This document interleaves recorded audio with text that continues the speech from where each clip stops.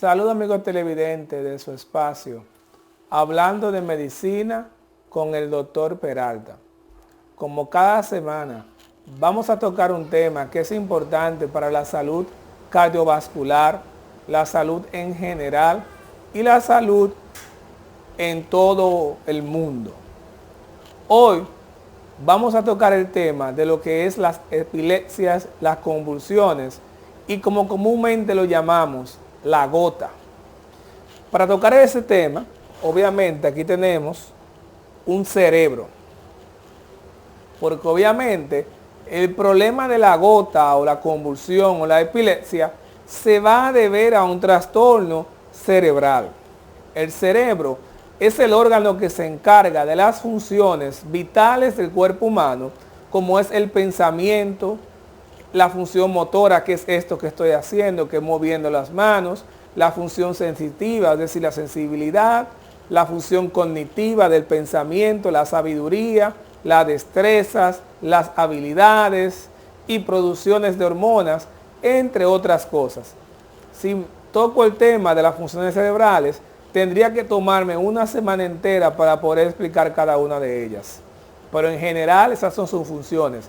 El cerebro está compuesto por tres partes principales, que es el cerebrum, que es esta parte aquí, o la masa cerebral, el cerebelo, que es este componente verde, y el tallo cerebral, que es esta parte.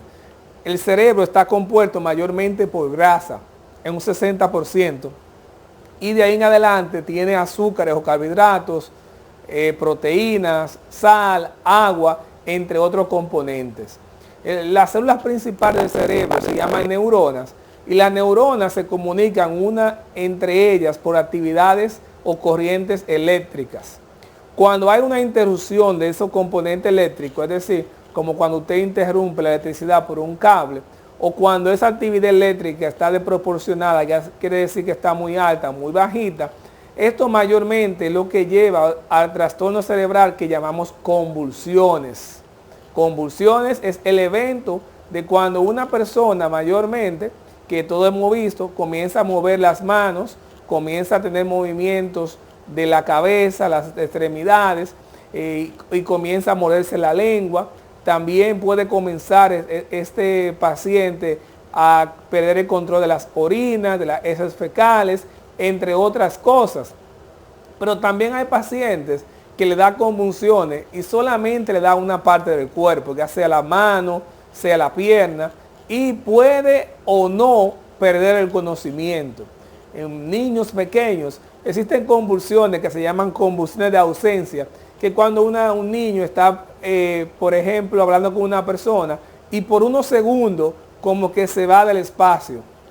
Estas convulsiones son convulsiones de ausencia y el paciente no tiene movimientos convulsivos, como mencionamos anteriormente.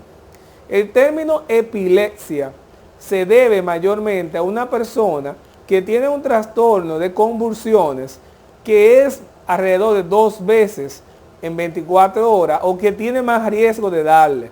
Las convulsiones cuando son epilépticas son más frecuentes, se debe a trastornos que mayormente la persona adquiere a temprana edad en la vida y que son hereditarios.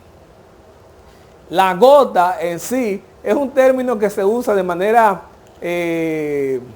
normal entre comunidades latinas para denotar las convulsiones o epilepsia. Cuando un paciente comienza y tiene esos ataques, la persona llama, tiene un ataque de gota o sufre de la gota, pero en sí no es el término que se usa. Entonces, ¿cuáles son las causas de un paciente para que le dé un ataque de convulsión? Bueno, existen muchas causas por los ataques de convulsión. La causa número 1 y más frecuente en niños es la fiebre.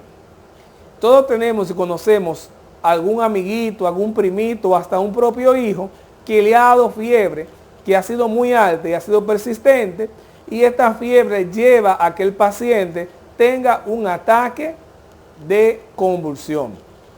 También puede parecer un ataque de convulsión cuando hay infecciones del cerebro, cuando hay ataques cerebrales, cuando existen golpes en el cerebro, cuando el paciente tiene problemas del sodio, es decir, un sodio bajito o un sodio alto puede dar convulsiones, problemas del potasio, problemas del riñón, problemas del hígado. Todas estas causas pueden hacer que un paciente convulsione. Es importante entre esas causas el consumo de drogas y el alcohol. Pacientes que son alcohólicos, que son dependientes del alcohol, pueden convulsionar. Una causa poco común, pero también frecuente, son los pacientes que usan los tranquilizantes, como la benzodiazepina, el lorazepam, el Ativan, entre otros, que cuando usted usa estos tranquilizantes, si usted deja de usarlo por mucho tiempo, puede ser que usted convulsione. Entre estas convulsiones, ¿cómo nosotros hacemos un buen diagnóstico? Bueno, el diagnóstico obviamente lo hacemos con la evaluación del paciente, preguntándole lo que pasó, descartar que sea una convulsión del cerebro o no un desmayo por problemas del corazón o arritmia cardíaca. La buena historia clínica, la evaluación por un neurólogo para que haga una tomografía y una resonancia del cerebro para descartar problemas o causas de estas convulsiones. Luego de eso se hace un electroencefalograma para determinar los picos de convulsiones o de epilepsias que pueda tener este paciente. ¿Cómo tratamos la epilepsia? Bueno, el tratamiento de la epilepsia obviamente es con medicinas anticonvulsivas, como son la carbamazepina, como es el Keppra, como es el lorazepam en el momento de la crisis, entre otras. A cada paciente se individualiza y se le da una medicina que vaya a atacar dichas convulsiones. Amigos televidentes, ¿qué tenemos que hacer cuando usted ve a un paciente que tiene un ataque de convulsión? Lo primero que usted tiene que hacer es poner a ese paciente en el piso para que no se dé un golpe. Asegurarse que cuando usted lo ponga en el piso no haga ningún objeto que sea cortante. Ponerlo de lado para que el paciente no se ahogue. Tratar dejar que el paciente tenga sus movimientos, no hacerle resistencia. Y por último, darle tiempo a que el paciente se recupere. Si usted tiene un familiar que tiene ataques epilépticos, es bueno siempre decirle que sus medicinas nunca la deje, que la tome al día, porque las medicinas, si se disminuyen, los ataques epilépticos pueden aumentar. Para terminar, tenemos que decir que existen enfermedades del corazón que pueden dar lo que es pérdida del conocimiento, que parece como si fuera una epilepsia, sin realmente serlo. Amigos televidentes, lo más importante en este caso de epilepsia es reconocer que esto es una enfermedad. Los pacientes que sufren de la gota, como decimos comúnmente, no son pacientes que están locos.